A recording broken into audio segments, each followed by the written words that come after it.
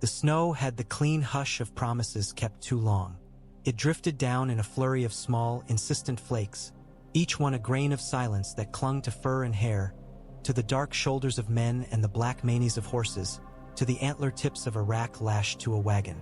It softened the edges of Winterfell until the fortress seemed less a place of stone than a shape the cold itself had made. Smoke rose from the chimneys and was eaten by the gray sky. The outer ward lay busy with the scurry of stable boys and the slow, careful steps of the welcome, and above it all the ramparts were crowded by faces, small as pinpricks at that distance, peering down through the blown veil of white as the southern party approached the gate. Cersei wore a mantle of pale sable with the head still on. Its muzzle pointed where her shoulder met her neck, teeth shuttered, glass eyes gleaming faintly as if some fire of the west still smoldered in them. Under the fur she had yellow wool from Myr, and beneath that a gown worked with 1,000 thread-fine lions that only showed when a gust parted her outer garments so the silk caught the muddy low light.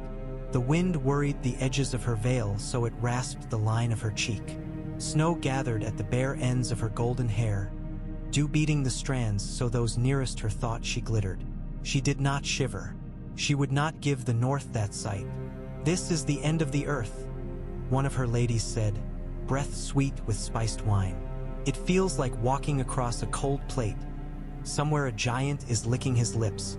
Cersei did not smile. The north, to her eye, was a reprimand. All that stone laboring against a sky that refused to yield. The gatehouse yawned like a dark mouth. High over it a direwolf banner hung stiff in the frost, its gray shape biting the air. She pressed her gloved fingers together until her knuckles squeaked inside the kid leather and thought of warmth with the intensity of a prayer, of the glow that lived within Lannisport's walls, of the rock's fires banked and fed by 1,000 unseen hands, of the sun as it used to lay gold on the sea when she was a girl and her hair was light enough to trap the sun like a net. That had been before everything. That first lay of summer before the king had fallen beneath someone else's hammer and the world had broken and been hammered anew. The horses' hooves thudded and slid. Someone laughed behind her and the sound died as if the air swallowed it. She did not reach for Jaime's absence. It reached for her at odd moments, stealthily, like a hand under a table. There were days it took her breath and days when she would feel nothing, and then later the nothing would feel like guilt and that too would take her breath. She rode on. "Lady," said Septa Anya, bustling up with her habit tucked beneath an old fox fur cape, cheeks red as bitten apples. "It would please the gods if we were to lay a light at the first hearth we enter, for the Seven's sake." Cersei kept her eyes on the open gate and on the line of men beyond it. "We do not begin by asking," she said, barely moving her mouth. The cold pinched at speech. "We begin by watching. Then we tell them what they meant to do." Septa Anya drew back with a small, chastened bob. The Septa's presence comforted and irritated in equal measure. A tether to the life she understood, and a mirror that showed her how far from it she had come. She could feel the other ladies behind her, waiting to see how she carried herself into this new land as if they were scouts that judged the soil by the way a horse shifted underhoof. She sat straighter and let the sable head nuzzle her neck. The man who waited in the yard was not her image of a husband. She had pictured a northerner as a block, an oaken thing that moved on thick legs and swung a sword like a door being closed. Instead, Eddard Stark stood as if stillness were a craft he had practiced. His weight balanced as if he expected the stone underfoot to shift. There was iron at his hip and winter in his gray eyes, and yet something about his umber hair, flat with melted snow, and the gentle angle of his mouth made him look, in that first sight, less like a wolf and more like a man with a wolf standing behind him, out of view, waiting. The breadth of his cloak seemed to collect the snow before it reached him. A man at his shoulder held a child cradled so close to the heat of his chest that steam rose from the blanket. They had met before, in a warmer hall with flags of new colors and the sun in shafts through the high windows, and Cersei had smiled until her cheeks ached and bowed her head appropriately and watched. From the corner of her eye, Robert's coarse laugh shake the table, watched her father's stern profile reveal nothing and everything at once. There had been wine and blood in the cloth of that wedding, and she had worn a smile like armor. But the life that lay beyond a smile is never the life a smile promises. This yard was a different altar. The smell of horses was thick, the smell of wet dog beneath it. Men's breath came in clouds. Behind Stark, the wall of the great keep rose with white steam venting out of its sides like breath from a sleeping giant's mouth. The hidden hot springs kept Winterfell from becoming holy stone. "Lady," Eddard Stark said as the stable hands led her mare away. He stepped forward and bowed. He did not kneel. His eyes flicked to the southern retinue, taking their measure as a hunter does a thicket. "Winterfell welcomes you. It is a stern welcome," Cersei said, and let the smallest hint of a smile enter her face as she lowered her hood. The snow gathered in the minute folds of silk at her hairline and melted there, dampening the baby hairs at her temples. She could feel the men's eyes on her. Men always watched brightness in such weather. "I am told stern things keep longest." He said, not smiling. "So they say." A boy took her mantle. She suffered it with a small shudder as cold bit deeper when the fur left her. She measured Eddard Stark again while ladies gathered and curtsy threatened to multiply into a choreography. One the North would likely do sluggishly, out of practice. He looked as if he had stood in this yard often, as if he knew each stone's fault and how the sun fell here at different seasons. It struck her then that he was not merely a lord to the men who watched him. He belonged to the place as much as they did. In King's Landing, men belonged to themselves first, and then to their purses, and then to whoever had tied those purses shut. Here it seemed a man could be owned by stone and snow. "Come within," said a man at his shoulder with a warm, practical voice and a beard rime with snowmelt. "There's heat enough to thaw a Lannisport harbor." "Maester Luwin," Stark said, turning slightly. "The Lady of Winterfell, Septa Anya, Lady Jane, Lady Arwyel, the rest of their household." The maester bowed, and as he did Cersei's, I strayed to the bundle in the arms of the guard beyond him. It was only the smallest movement of the cloth, the soft animal movement of sleep being tipped, that drew her gaze.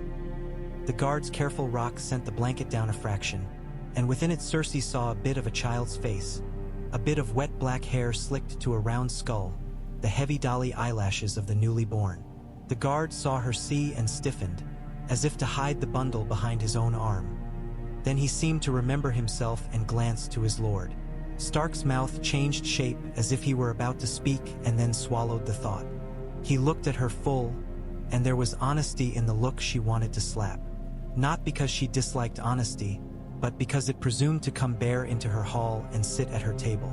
"Come within," he said again and turned. When she looked back from the steaming throat of the great hall, she found, with a reptile's bleak amusement, that anger warmed where hearth fire did not. The baby had not been in the yard by accident. The hall had the old smell: fat smoke, boiled oats, a faint tang of iron and dogs. Whatever it lacked in southern polish it made up in stubborn, lasting things. The gloss of a bench's edge polished by 100 years of hands. The worn places where the stone had been stepped on so often it curved slightly, like a shallow river wearing a rock. The banners along the beams hung heavy. The woof of gray-green cloth looked as if a wind might rouse it. The long table was set with dark bread and anemic apples and a stew that promised far more sustenance than delight. Two women by the hearths worked with a steady, spare grace, like daughters of the place rather than servants. Their eyes cut to Cersei and then slid away, not in fear but in that northern way of watching without being caught at it. They sat. The chairs were not thrones and did not pretend to be. There was a dignity to the plainness that pricked her.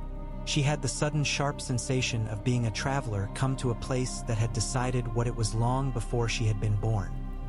She pushed the feeling down and bowed her neck to the cup of mulled wine that Luwin pressed phatically into her hands. "You have had a long ride," Eddard said quietly while the first clatter of bowls and the first awkward volleys of welcome rose and fell around them. "There is warmth set aside for you and yours in the solar above the kitchens, where the steam rises. If there is one of anything you do but name it. Winterfell is cold, but it is not ungenerous." "You are kind, my lord," Cersei said. She kept her eyes on the rim of her cup as a thought skated through her mind on thin ice. That kindness and cruelty were birds from the same clutch, raised and hooded and sent out as needed. "And the child," he said, and his jaw worked once, a tick of muscle beneath the beard. Then, as if he had resolved the thing privately, he set his cup down. "He is mine." Cersei lifted her head. He had spoken calm, as if naming a fact about the weather that could be verified by stepping outside. Within her, something that had been steady all day, held steady by calculation and dignity, and the measured crush of her father's letters upon letters, broke like the rind of thin frost under a heel. "Yours," she said, keeping her voice low so it would not go skirling off the stone like a snapped lute string. "A child. Here." "A child," he said equally low. "Here. There are things a woman of the South is ready to excise from herself for appearance."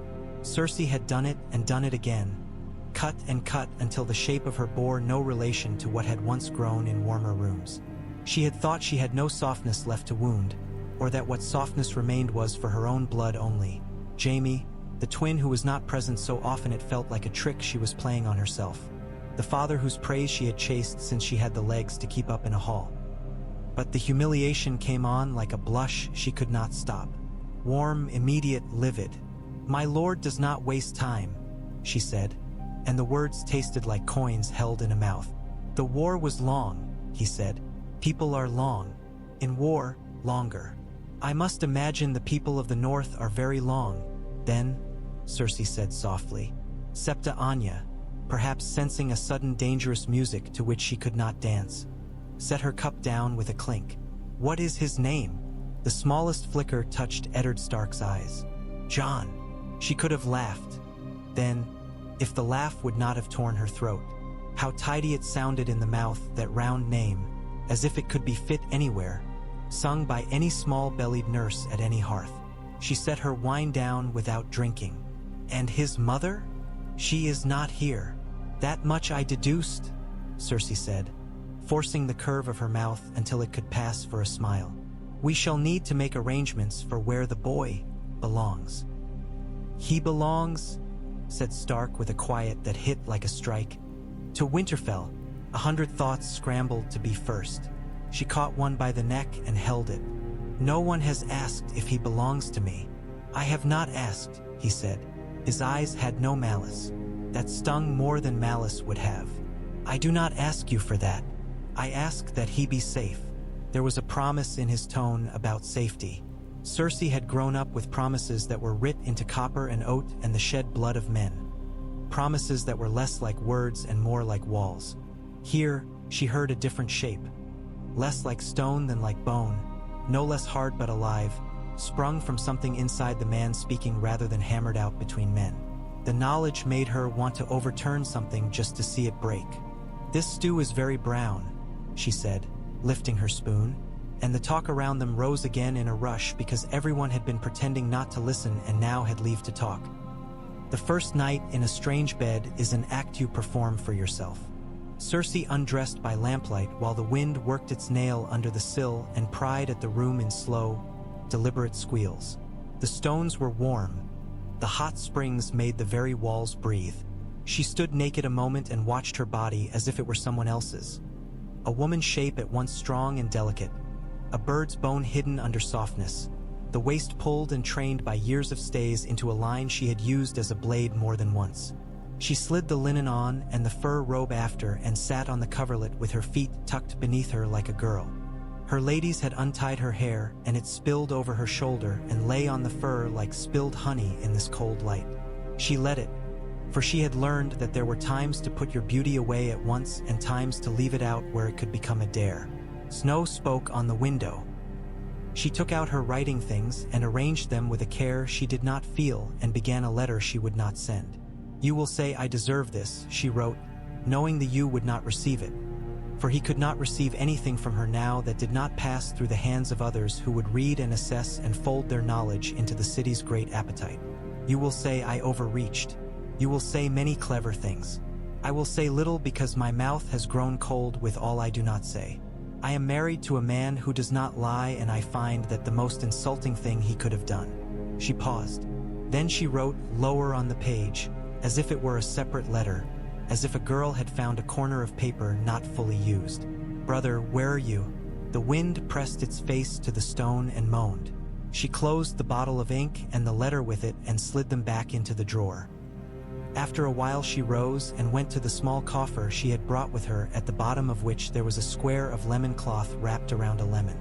She held it to her face until its sun pressed through her skin, and then put it away again and crawled under the covers and lay on her side with her hand on the fur above her belly. And in the gray drifted melt of sleep that came a long time after she heard, or dreamed she heard, a baby's thin cry wind down a corridor and hush again. At dawn the yard rang with iron on wood. Cersei stood at the long narrow window and watched men train. They moved as if they had the same blood in them, a blood that quickened with cold and rang true beneath the skin like metal when struck. Benjen Stark, Eddard's younger brother, had the wolf in him like a song you could hear beneath his words. He was laughing, and when he laughed he looked boy enough that she could see the charm that would make girls obey him even when he told them to go. She watched him spar with a rangy youth who had a face half hidden by hair and moved his feet very well. The youth took a hit to the thigh and did not grunt. He set his feet differently after that.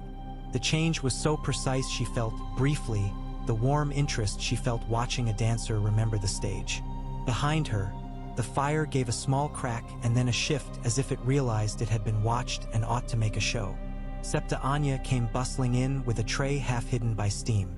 The smell of oats tried to make itself pleasing by the force of its own presence. "I dreamed of lemons," Cersei said without turning. "That will be the gods' reminder not to set our hearts upon perishable goods," the Septa said, setting her tray. "Though in truth, there are corsair ships that come from the south with lemons hard as stones. If your lord husband could be made to see the sense in a regular trade, perhaps."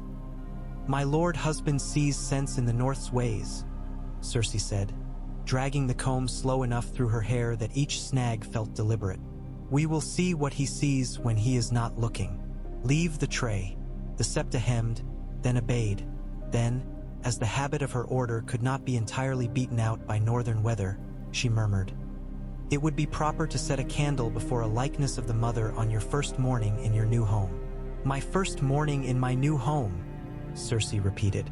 The words snagged her. "If I set a candle before the mother here, I think she will not see it. The old gods sit with stones in their mouths. If I want to be seen, I shall set my candles later and in a place of my own making. There will be a sept here before the second winter falls." "The Lord will permit it?" Septa Anya said dubiously. "The Lord will not stop me," said Cersei, and the certainty in her tone surprised even her. "It is possible to make a place where there is no place, if you act as if the place has always been there and you are simply uncovering it." She had asked to see the gods would, and she asked again after breaking her fast, and Eddard Stark offered to show it himself. They walked out across the yard where a thin scum of ice lay on shallow puddles and broke underfoot with that delicate glassy sound.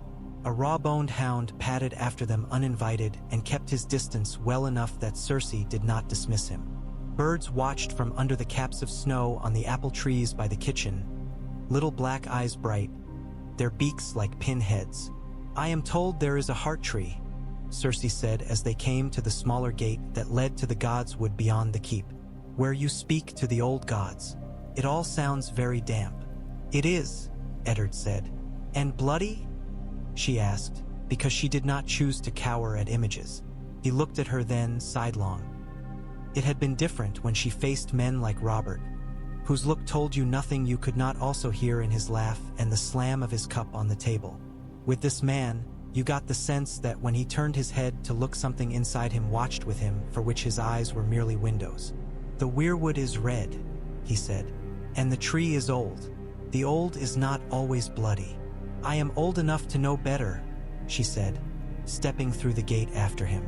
The hound made a gruff sound at the threshold and sat down as if reminded of an agreement he had made with the place and could not break.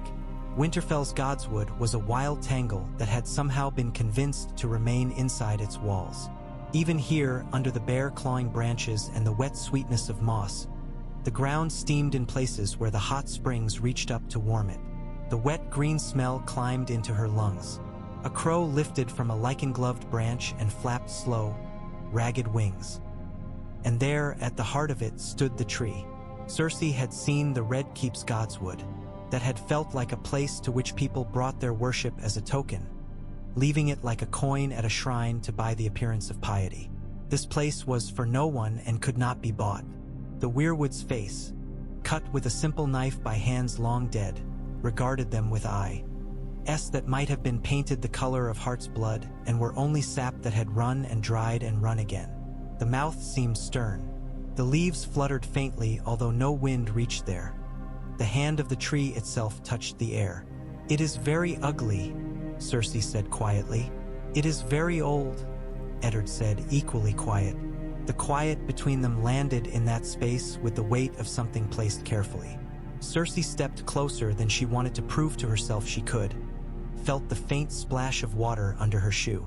It wet her stocking with cold that reached up like an accusation. She had the ridiculous sensation that the carved eyes watched her specifically, and then she was angry with herself for entertaining the thought like a child. She turned on her heel and her foot slipped slightly in the muck, and she righted herself before Eddard could reach for her. The small victory stung because it was small.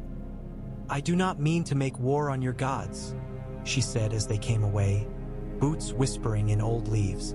"I mean to be seen by mine." "You will be," he said. "Some wives from the south have small chapels in their chambers. Winterfell has room for many things." He said it as if it were simple, because to him it was. Cersei thought of the sept she would have to make out of air and will, of the way she would have to ring it around with people who would not see it and make them see it and then make them forget it had not always been there. She thought of rooms and tables and lords' wives and the small choices by which a place was made. She thought of kindness, which was harder to bend, and of money, which bent like copper if you had enough of it. She thought of girls. There were not many girls among her own household. The North would give her girls, if she wished it, girls to train in the language of silk and side-eye and the art of carrying messages in the inflection of a word. She tucked the plan away the way she had tucked the lemon away last night. The day wore to noon and then to a blue afternoon that promised a hard night. The snow had stopped, but the cold had found the ground with its teeth and was chewing steadily. Benjen came to the hall with a man in rough black frozen at the hem with the ghost of a frost. They entered quietly, and the quiet went out before them like a scout and found Eddard and called him up to meet it. The man was very young. So young his beard had grown in only in corners and patches, and his eyes had the wide look of a deer that has run very far and yet has not found what he is running toward, only what he runs from. "A deserter of the night's watch," Benjen said, and his voice, usually bright with some private joke he told himself and occasionally shared, was flat enough that even the fire dimmed to hear it. "Found him wild-eyed near the woods south of the last river. When the matter of men must be done, it is done." Cersei watched Eddard speak to the boy in a corner for a long minute while the hall strained after the words and got nothing. She watched the boy's mouth move fast, as if trying to catch up to a thing that had already outrun him. She watched Eddard listen with that attention that insulted her because it contained no pretense. She knew what must be done. She also knew that knowing does not reduce a thing. A woman of the South could go a whole life without seeing a law enacted by the body of the man who made it. In the North, they still took that old theology seriously, passing the sentence and swinging the sword-bound word to act like breath to body. "You need not come," Eddard said to her as he took up his fur and his sword. The blade had a name, of course. The North gave names to the few things that truly mattered and let all else be called what it was. Cersei touched the sable at her neck and thought of rippled metal, folded and folded upon itself until it could sing when struck. "It is not a spectacle. I know what it is," Cersei said. "It is rule made visible. I will come." He looked at her, as if reassessing, not pleased, not displeased, and nodded.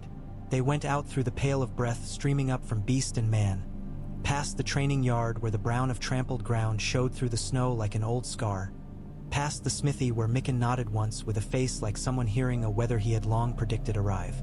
The boy walked between two men, his hands unbound. He stumbled once, and one of the men lifted him by the elbow with a careful pity. The sky was white on white. The trees at the edge of the world stood like the ribs of some ancient animal. Somewhere far off, a raven commented and laughed at its own humor. Eddard Stark did not make a speech. He asked the boy again, Quietly, Cersei could see by the set of his mouth, not here, if he would say a final truth. The boy looked past him out to the trees, as if they would grant him a leash, and then he said one word that Cersei could see by the shape of his lips, though she could not hear it. Cold. Then Eddard turned and looked to the men, and they stood clear of him, and he drew the blade. It was fast. It was the only gift a man in his position can give to someone beyond help. The blade came up and went down, and the boy's head parted from him, and for a moment Cersei saw the face clearly. Slack, with an expression that could have been peace or the simple confusion of having no more choices to make. The smell of iron came up in a little cloud, and the snow accepted what it was given like a patient wife. Eddard cleaned the blade himself while Benjen's mouth moved in a shred of the old words, and a crow clucked again briskly and hopped closer as if to inspect the workmanship. Cersei stood with the snow on her lashes and thought of heads she would have taken if she had had the right blade and the right permission. And she did not think of her father, which was odd, because he was the man from whom permission in her life had most often been shaped. When they returned, the hall looked different. Or she did. The walls had watched her watch a man do a thing, and she could feel the knowledge in the weight of the stone. There are places that never forget the first truth you tell in them, even if you tell it with your face and not your mouth. That evening the feast was modest and had the mood of work well done. The Northerners spoke in low tones, and when they lifted their cups they did it as if the drink were fuel, not praise. A music rose up from a corner that had little melody in it but a steady pulse. A fiddle scraped like a blade along the edge of a story. A woman with plaited hair swung a boy on her hip while she ate with her free hand. Old Nan shuffled in and had a place by the fire without being asked, as if she were as much a living piece of furniture there as the carved mantels. Cersei sat at Eddard Stark's right hand and felt the heat of the fire on one side of her face and the cool of the hall's breath on the other. She had allowed her ladies to put pearls in her hair. A man of the Manderleys was there, his girth making his chair an honest thing. He smelled faintly of the sea and lemons, so that for a startling instant Cersei's mouth filled with water and her hand crept under the table without her permission. She set it back, carefully, on her lap. "Lord Manderley," she said, turning toward him with a warmth that felt like something she had borrowed and would have to return later. "Your house has ties to the south, if I remember correctly." "Many ships, my lady," said the man, wiping grease from his mustache with the back of his hand in a way that would have made her sneer in another place. "And wide bellies. We are tied to whatever fills them." "Citrons," Cersei said as if musing to herself. "And oranges, and lemons. My father always says the North wants for little. But surely there are small luxuries that might warm it. It would be a kindness to a new wife to find ways to bring southern comfort to northern tables." "It would be a coin to a northern purse," Lord Manderley said, and his eye had the shrewd twinkle of a man who knew precisely where his interest lay. "If the roads are safe and the tolls not too dear and the ice does not take a notion to rise up and swallow a man for vanity." "We must not do anything for vanity," Cersei said, and let a little humor into it so it sounded like a joke. "Only for comfort and good sense." She did not look at Eddard to see if he understood her meaning or approved or disapproved. She spoke to another wife of the Riswells about winter stores and listened with an interest she did not entirely feign to the way the woman made a year out of barley and pigs. She asked the steward, Vayan Poole, name like a pigeon, about the counting of casks and whether the southern wine preferred by visiting lords could be increased without offending those who took pride in a northern table. She smiled at the jokes of the Great John in a way that made the laughter after them richer, and when he spoke later of wolves, the howl in his voice made the hound under the table raise his head and chuff tolerantly. When she felt the eyes of the hall turn to the small movement at the far end, the nurse shifting a baby on her shoulder while the child complained in the manner of a creature who believes himself the center of all soft worlds, Cersei kept her face still. She did not look. She drank a little wine that tasted better than she had expected because it was not trying to be anything more than itself. After the hall had cleared and the men had gone to their card games and their wives to their rooms and old Nan had told a story that left a thin glaze of fear on everything as if she had blown on the room and her breath had settled on it, Cersei walked the corridor that led past the nursery. She did not consciously choose that route. The corridor was warmer than others. Heat collected here as if drawn by the small, regular breathing of children. She stood at the door a long breath, then another. The nurse looked up, startled. When the lady of the house entered her room without sending word, she stood quickly, bobbing. The hair around her face had come loose and her cheeks were shiny with heat. The babe whined and rolled his head, blind as a mole. The nurse made a move to take him toward the other door, to the smaller room where beds waited for older children, then hesitated, caught between what she had been told and what she did not know. "Do not flee," Cersei said, surprised into softness. "I am not a ghost." "No, my lady," the girl said quickly, clutching the child as if to halt his falling apart. "I meant no." "What do they call you?" Cersei asked. Behind her the corridor breathed, exhaling heat around her ankles. The window was a black square where snow ticked like fingers on a drum. "Marya, my lady," she said. "Marya Stone." At the name she blushed, as if she had said something unclean. "Stone," Cersei said. "How apartment?" "Yes, my lady." She stepped closer before she had decided to. The child's breath tickled the air, sour-sweet. The lashes lay dense and black against the olive skin. His mouth opened and closed in the small O that will be, in 20 years, a man's curse or a pledge or a laugh. She did not touch him. She did not want to make it her choice to touch him. She studied his hand where it fretted the blanket and saw the starfish flecks of the tiny fingers. She felt the presence of him, the pressure a life makes simply by being there, the way it demands that the world arrange itself around it, and felt her body answer in a way that made her angry at it for being still capable of such answers. "What is he fed?" Cersei asked, as if the particulars of his milk mattered to her. "Goat today," said the nurse, anxious to be useful. "If the weather holds, Jella will bring cow's milk by week's end." "Goats are stubborn," Cersei said. "They chew whatever they can reach." "Yes, my lady." Cersei stood there long enough to make the nurse begin to shift from foot to foot and then said, without looking up, "Do not let anyone tell you the babe is less than any other babe. They do not know the weight each life carries. Do not spoil him either. He will not be a prince." "No, my lady," said Marya, wide-eyed. Cersei left as if she had intended only this and not a thing more. In her chamber Eddard Stark waited, which startled her more than the deserter, perhaps because she had not prepared her face for this. He stood by the fire with his hands to it, but he did not warm them like a man cold in his blood. He warmed them as if paying a respect to the hearth. He wore no sword. Men from the south sat with their swords even when they sat to piss. Here a man's safety seemed to come from something less obvious and more thorough. "My lord," Cersei said, dipping her head as she entered, and then she did not move further into the room. She found it important at that instant that he come to her or that he stay and she go to him, and the importance had nothing to do with their words. "You have seen him," he said. "I have eyes." She went to the window and touched the stone casing. Heat ran through it like a riverbed running with something deep and unseen.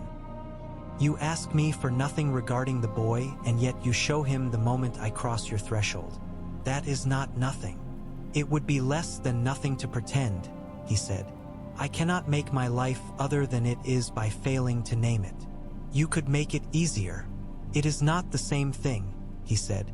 "And if it be any balm, my lady, I have not made my life easy for myself neither." "Balm," she said, tasting the word and finding it bitter. "I did not come to the north for balm. I did not come to be a mother already made fools of. You will not flaunt the boy." "I will not flaunt him," Eddard said, quiet, firm. "Nor will I hide him. That is my word." "And my word," Cersei said, feeling the heat take the edges of her anger and make them pliable rather than breaking, "is that I will not be made a lesson of in my own hall. Keep the boy where he belongs. Keep him between the fire and the shadows. Do not bring him as a banner to a feast. If I spare myself open humiliation, I will be kinder." He nodded once, not in submission but as a man marks a boundary with a stone. "It will be, as you say, within measure. There are ways in which a child must know a hall to be safe in it. Then we shall have to find those ways that do not make a mock of me," she said, and he bowed his head to that without flattery. They stood looking at the fire together for a time. The flames worked the wood down to coal with the patience of old laws. After a while Cersei said, "Because it came, and because sometimes the knife cuts cleaner if you let it choose the angle, you are not like him." "I know not whom you mean," he said, though the small shift of his mouth told her he did. "You know," Cersei said, "Robert will always be my measuring rod when I am in a room with a man from now until I die. I wish it were not so. It was not always so. It is a poor measure. He is loud, you are quiet. He is bright, you are dim. He is a hammer, you are a seam. Men prefer hammers. Only until the wood needs mending," Eddard said, and then seemed to surprise himself at the touch of humor in his voice. "My lady, if you would have a sept within your chambers, you may. I will have a space made ready. There is a room above the hot vents that would suit. The stone there sweats. It will keep wax supple." She did not turn. For a moment the favor felt like pity, and she nearly rejected it for that reason alone. Then she recognized it for what it was, an allowance given from a place of strength, not weakness.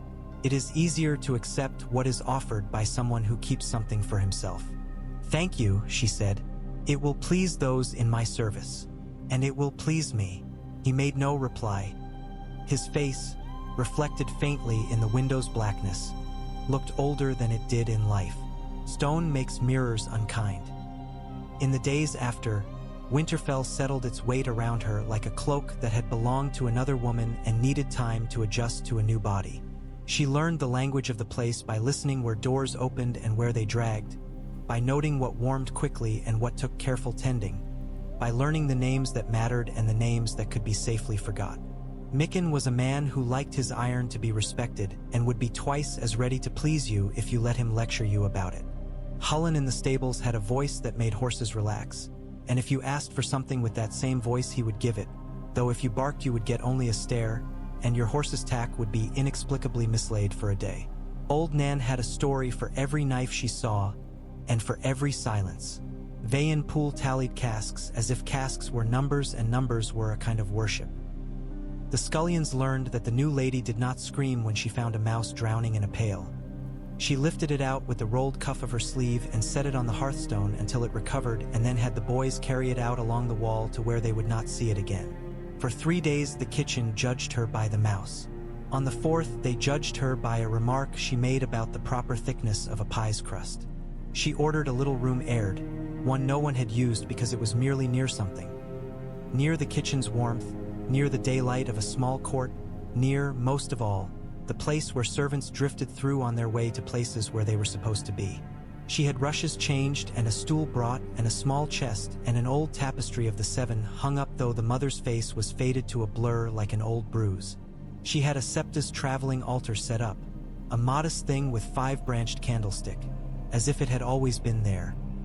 She went into it often, and at first the servants looked as they passed, and then, when they learned there was nothing to see that they had not seen before, they looked less and then not at all. That was how a place was made, by using it until it did not provoke remark. By the 3rd week, girls slipped in to whisper into the candles without telling their mothers. By the 5th week, a widow set a small wedge of cheese, seed-studded, beneath the mother and took none of it back with her. Cersei had the cheese sent to a man with a broken hand as if the gods had wished it so. Word of such things goes through a hall like smoke. She did not neglect the wolves. She could not afford, even if she had been so inclined. With the wives she went to see the stores and learned where the meat would be kept as the hard heart of winter closed, and how the smokehouse's draft could be temperamental when the wind turned south and wet. With the men she listened, patient on a bench, while they described the road to White Harbor and the way other wintered rivers could hold a cart for a week and then let it down in an hour if the thaw came fast. She learned what a winter fair meant in the north. She learned that to speak of last winter to a northern man was to speak of a story he had come through and would not be stripped of its dignity by the ribbing of a southern lady. She learned to pitch her humor like a tent in the right place and to keep it down when the wind rose. And all the while the small drama of Jon's existence played out in the corner of the eye. He did not wail much. He ate and slept and made the noises babies make in their own baffled ecstasies and despairs. The women of the hall made of him a small idol around which they organized the movements permitted to them by their husband's work and the weather. A girl with a scar from a cooking fire took to standing at the nursery door whenever she had Lou. Ave, her cheek on the jam, listening to the baby's small breath, as if the sound reminded her of something she wanted to be reminded of and could no longer name. The boy that cleaned the torches gave the infant a fascination he had carried in from the outer ward, a small whelk shell he had found during a trading journey to White Harbor. He placed it on the cradle's edge, and the wet nurse scolded him, and then let it be when the baby's fist closed on it tight in sleep. Cersei watched all this without moving the muscles of her face. She was careful not to let feelings take up residence. They could be visitors you entertain where your servants cannot see, who do not eat more than can be spared. She had mastered that part of herself so thoroughly that the day she found Marya bent over the child with a face blotched from weeping, it took her a moment to connect the sound to the sight. "What is it?" Cersei said. She had a needle in her hand and a length of green thread trailing from it like a stem. The needle stung the pad of her finger. "Has the boy sicked up? He can hardly be ill. He rose with clear eyes this morning." Marya straightened, mortified, her hands flailing in small motions as if she could erase her own cheeks. No, my lady, only the story old Nan told me last night. I do not like it, about kings in the ice and the sound of their feet like breaking twigs, and that the wind will one day begin to speak, and it will say a name, and that name will be mine, and if I do not answer, it will come take me by the ankle from my bed. Cersei nearly laughed and did not. Old women tell stories because it makes them popular. Have you noticed that? They can say wild things, and no one calls them liars because they are old. What is the name of old Nan's wind? Nan did not say, Marya whispered. She said the wind did not need a name to be answered. No, Cersei said, putting the needle through and biting the thread off with her teeth, as if she were a woman whose home had always had such small economies. The wind does not need a name, but you do. Do not dim yours. If the wind comes and calls you, say you are busy. A woman with a job cannot be taken. Yes, my lady, Marya said, skirting a shy smile. That evening, by the fire, Eddard came to where she sat with a bowl of fish stew that had been rather too generous with the bay leaf. It made a sharp taste in her mouth. He sat without asking and held his hands to the blaze. They had settled into a shape that held both their pride without making each pride starve. It was not a marriage to quicken the blood, but perhaps there are kinds of blood that ought not be quickened. He looked tired in that way that does not come from lack of sleep, rather from being a person that people leaned toward and leaned on and leaned into their idea of until his balance was a feat. There was a raven, he said simply, and the hall in which other men spoke news with relish made the words feel heavier. From where? King's Landing. He watched the flame nibble the end of a stick on which some high-seated girl had roasted apples that afternoon. The king wishes to confirm his intent to visit the north come summer. I had heard as much before. This is the letter that names it certain. Cersei blew on her stew as if its steam demanded the attention it was given. A raven from the south had wings heavier than snow. He will come here. He will, Eddard said, and he did not mention that his face had changed when he read the king's sign, though it had, subtly. Warmth and worry had entered it simultaneously, like two guests who disliked one another and would have to be kept apart at table. His household, at least, and a length of his train. Fewer if we cajole. He writes of the hunt. Summer does not look like summer here to him. He will take the cold for a novelty. He will take everything for a novelty until it bores him, Cersei said, and then, because the word had made her mouth go dry, she set her bowl down. The pearls in her hair had warmed at the root of each strand. The cold had lost its knife under the coat of bodies and fire. How soon? When the roads are clear, he said. He writes as if he will hasten the snow's melt with his desire. It will be some months. There is work to be done. There is always work to be done, Cersei said, hearing her father's voice in her own. The thought made her impatient with herself. We will make the hall brighter. The torches leave soot on the banners. They must be beaten. The rushes are old. The tables will need to be planed and oiled. Lord Manderley can be leaned on for a brace of things that will make the king call the North civilized. I shall write to the city for candied peels and proper spice. The women will wash the children's hair with rosemary once before he comes. We will do what the eye expects. You have a quick mind for such things, Eddard said as if he meant it. I have a mind, she said. It will be quick for whatever I put in it. He nodded as if this fit with his understanding of the world and looked at the fire, and then he said, as if lifting a loaf from the coals by the edges, carefully, My lady, when the king comes, he will bring questions. He may ask if I will ride south with him. I do not know yet what my answer will be. She held still so that not even the pearls could be heard to click. The hall had not changed, and yet, here came the line along which the winter of her new life would be cut. If you go south, she said, you go where I cannot follow and remain who I am. The south is a tangle. A slender woman spends her days cutting herself free and by night is made a ball of twine again. The north is cloth. You cut it and it remains cut. You sew it and it remains sewn. If you go, you will return someone else, and I will have to learn you again from the beginning, and I am not in a mood to be patient with such lessons. You do not want me, he said, to accept if he asks. She blew on the stew again, as if the decision were not made in her voice already. I do not say what I want because it will be taken for a challenge. I say what is wise.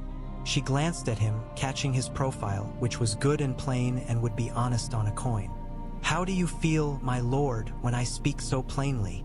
As if I were in the yard with the men, he said after a moment, surprising her. I do not complain when a blow lands where I left myself open. I make a note. Very well, she said, and allowed herself a small smile that did not travel to her eyes. Make a note, and know that if you leave me here with your bastard— Our bastard, Eddard said, not smiling. The word is not a shared cloak, Cersei said.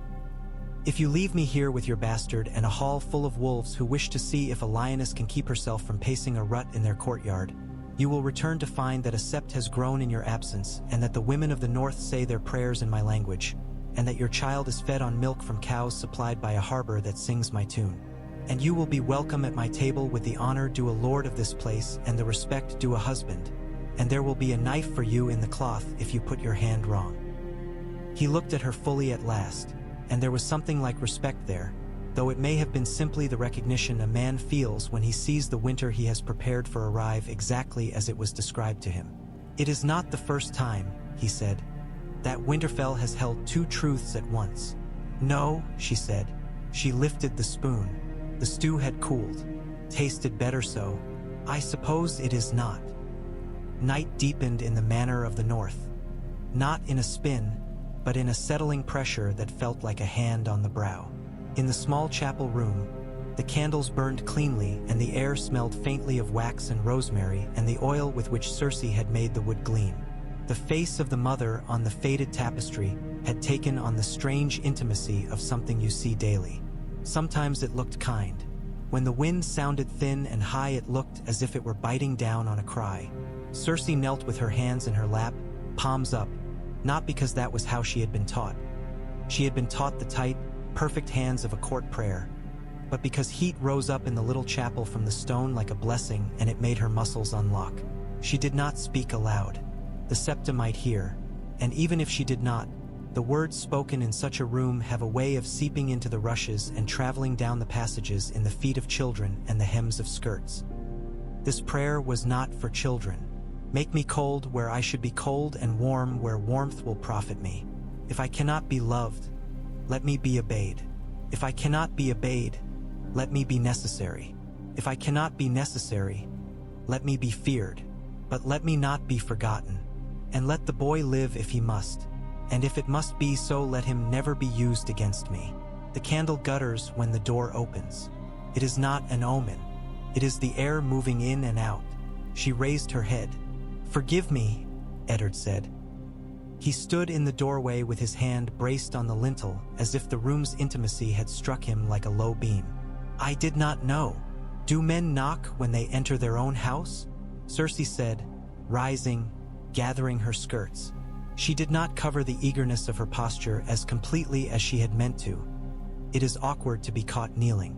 "My lord," I thought to say, he said, and his face had the careful emptiness of a man who is about to place a heavy thing down gently. "That when the king comes there will be those who think to make mischief between us. It is their nature. They will come to you as friends. They will come to me as friends. If we are not friends ourselves, we will be at the mercy of each such approach. I have no taste for that." "You propose friendship," Cersei said, letting the word hang between them until the heavy thing had settled the rest of the way to the floor. "On top of marriage. Beneath it," he said, "so the rest does not slide." She regarded him, this northern man with his clean hands and his too plain speech, and did not let herself imagine what life would be had it been arranged differently. To do so is to begin to wish on the wind, and she had told Maria not to do that. "Very well," she said. "If we are to be friends, I require that you tell me as a friend this. Why did you make a show of the boy the day I arrived?" "I did not mean it as a show." He stood within the room now, the heat gilding the beard at his jaw so a strand glinted like a single thread. "I meant to say, by showing you the thing that would otherwise be made a whisper, that I do not intend to whisper in my own house." "You think it is brave to be honest," Cersei said, more softly than she had intended. "You think honesty makes you unassailable." He did not take offense. "I think it makes me assailable in a way I can predict." "You are glib," she said, but without heat. The candle made a bright drip that slid slowly down, thickening as it went. "Very well, we shall be friends, and we shall not be fools for anyone but ourselves. And if I err," he said, "tell me so." "I will tell you," she said. "If you do not like the manner in which I tell you, you may remind me that this hall is as much yours as mine. We will see who is louder." He smiled, slightly. It did not improve his face. It revealed the creases that told you he smiled rarely, and that when he did there were reasons. "We will see." He left her to the little room and its heat and the scent of rosemary that would, in time, embed itself so deeply in the wood that future wives would smell it and not know why they thought of a southern orchard when the snow pressed on the roof. She knelt again, but not to pray. She set her hands flat on the warm stone and felt a tremor in it. Not like fear, but like a beast turning in sleep. The keep breathed. The north lay bedded around it, white and long and patient. She did not make an enemy of it in her mind. She let it be what it was, and in that letting made of it a thing she could use when the time came. Outside, the wind came up in earnest and dragged its nail along the walls, and the hound in the yard lifted his head and answered with a single short sound that said he had heard and would keep his watch. In the nursery, the boy sighed and closed his hand around the whelk shell, bringing it up under his chin as if it were a talisman that would shut the door to whatever dreams a baby's small mind conjures and then forgets.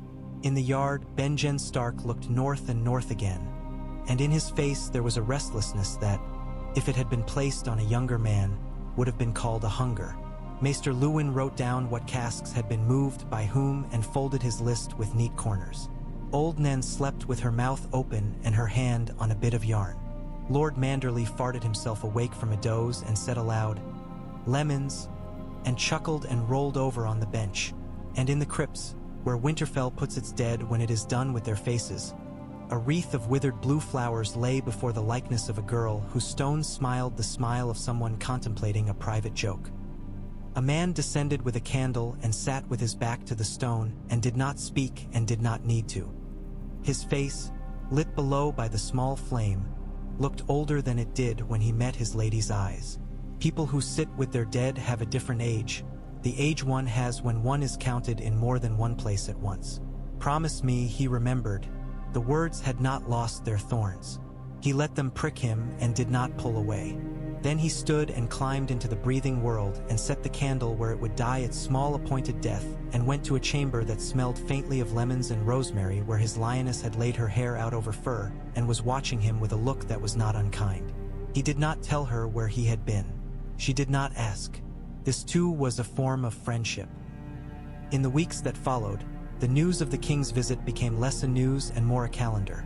a date by which to measure the neatness of table corners and the fatness of lambs and the position of a sept that was not a sept and would have to be called a chapel until it grew a root in the hall. Cersei wrote letters with a hand that grew sure in the cold air and sent them with men who knew where the ice went thin on the white knife and how to listen to it. She cast her nets into places where her father's name had weight and into places where it had none and caught, in both, smaller fish than she wanted and more of them. A crate arrived that held a comb carved from southern olive wood that smelled faintly of sun when its teeth warmed in a woman's palm. Another came with wax of better quality than the tallow they hoarded for lamps. A third came with candied lemon peel that she chewed in the privacy of her chamber till the edge of craving dulled enough that she could speak to men about barley without feeling as if she were being graded by a stern, invisible teacher. She learned the northern girls' names and began to use them in small ways. She asked for one by name to carry a message because she had noticed the girl's hands did not shake when the hall grew loud. She told another to hold the baby because she had seen that the girl, when near the child, breathed with a different kind of ease. She found a woman to keep the little chapel clean who did not think it a desecration to sweep near the mother's faded feet. Such women become a lattice that can be climbed. She did not think such things unworthy work. She thought them the work that held all the rest up. Eddard's work swept wider. Men came with disputes that he would sit and listen to, not as a king sits with one hand on his leg and one hand on his cup, but as a farmer looks at a fence and thinks which post to replace and which to knot with rope for another year, and which to accept leaning as it does because to make it right would be to waste a day that could better be spent bringing in the last of the wood. He had a talent for showing men to themselves. It made some honest and some ashamed and some angry. In the South, those who grow angry take their anger to a man who will sell them the right to make a louder noise. In the North, men take it to the yard and hit something with a stick and then drink beer and go home to their wives. Cersei did not pretend to prefer one to the other.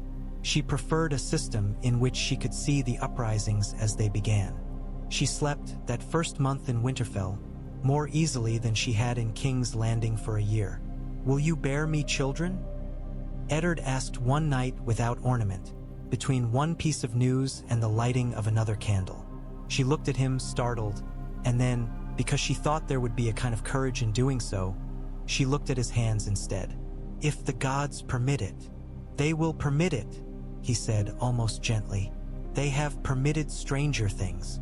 She did not ask him what he meant by that. They lay together in the slow, careful way that people do who have decided to make a thing work, if work is all it can be.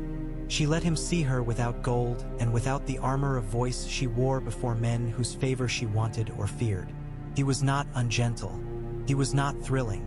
When he lay after, breathing, she put her hand in his hair and did not say Jaime's name to the darkness, which was an act of restraint that felt, that night, like an accomplishment rather than a loss. When at last a raven came with the king's second letter, naming the month by which his progress north would cross the neck, Cersei sat with it and a bowl of almonds and counted backward with her finger against the edge of the bowl. She thought of what could be done in such time and what could not. She thought of the king's laugh and the way it had once sounded like absolution and later like a bell rung to drown out any sound he did not wish to hear. She thought of the way the North had begun, in spite of her, to lay a claim on some small chord inside her chest that had not belonged to any place and now did, a little. She thought of Jon making a little fist and of Maria's sniffled fear of winds with names and of old Nan's relish when she scared children and of Lord Manderley talking about lemons in his sleep. She thought of her father's face when she wrote to tell him that she intended to meet the king in her hall like a lady of the north and not like a courtier from the south. She set the letter down and took out her comb. The smell of the olive wood rose, mild and invasive, and carried her, like a small boat, back for a moment to a room with long windows and a mirror that flattered and a girl staring into it with a face like sunlight on the bay and daring the world to tell her she could not have what she had decided upon. The girl had been equal parts wrong and right. Cersei set the comb down and stood and went to see about the banners. The day the first snowmelt trickled, the sound was so subtle that only the dogs heard it and pricked their ears. The day the first shoot put its spearhead of green up through the brown, the hound was seen to put his nose to it and breathe and then walk away without disturbing it, as if he understood the importance of such small beginnings. And on the morning that a thin skin of ice formed on the wash basin and cracked under her finger with a sound like a distant smile, Cersei went to the nursery and stood without being seen for a time, looking at the boy who would be the tenderest trouble of her days if she let him be, and then, after a long while, she stepped forward and laid one finger very gently on the child's palm. His hand closed as reflex will and held her there. She did not pull away. She let him hold her. She did not look to see if anyone watched. The sun, poor and pale as a rejected suitor, came to lay a thin band of itself on the blanket and, for a breath, the hair on the child's head showed a glint that was not black but brown with threads of darker gold in it. And Cersei had the strange sensation that the hall breathed differently for that moment, as if it had noticed something and would remember it without telling. "Jon," she said, "because a thing named is easier to make peace with, even if the peace is a kind of warfare. I will not be your mother, but I will be something you do not yet have a word for. And I will expect you to survive." The child shuddered as if the air had kissed him and slept on. Cersei straightened. Outside, the drip of the first true thaw began up on the ledges under the high roofs, and far north the trees stood listening in a way they do when something in their oldest wood answers to something walking on far snow. In the yard, Eddard bent to speak to a man who had come the length of the Barrow Road with news about a broken bridge, and his face had the look it had when he listened that both insulted and reassured her. Benjen stood in the door of the hall and looked to the north as if he could feel the wall pulling at the iron filings in his blood. A raven rose from the maester's tower with a letter that would end in a place where the sea struck stone and men counted their lives by coin and reputation and power. It wheeled once and went. In the chapel, the candles had burned down to bells of wax around their wicks, and the smell of rosemary seemed stronger for the thinness of the day.